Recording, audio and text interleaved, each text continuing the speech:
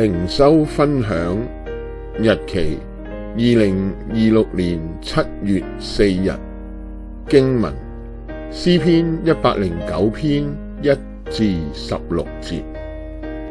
詩人大衛向上帝呼求，求上帝唔好閉口無言，要審判嗰啲以謊言攻擊、以恨報愛嘅人。大衛求上帝使惡人連日短少，使其他人得佢哋嘅職分，並使佢哋嘅後裔斷絕。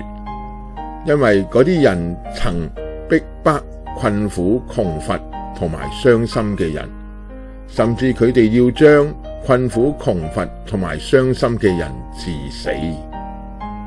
今日我哋基督徒甚少好似大衛咁樣向上帝呼求，因為耶穌教導我哋要愛我哋嘅仇敵。奈何仇敵卻係咄咄逼人，叫我哋難以忍受。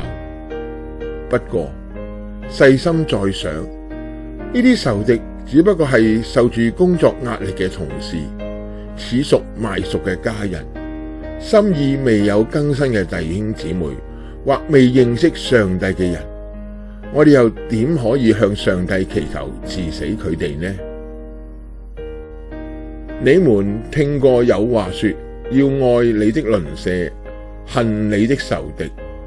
但是我告訴你們，要愛你們的仇敵，為那迫害你們的禱告，這樣你們就可以作天父的兒女了。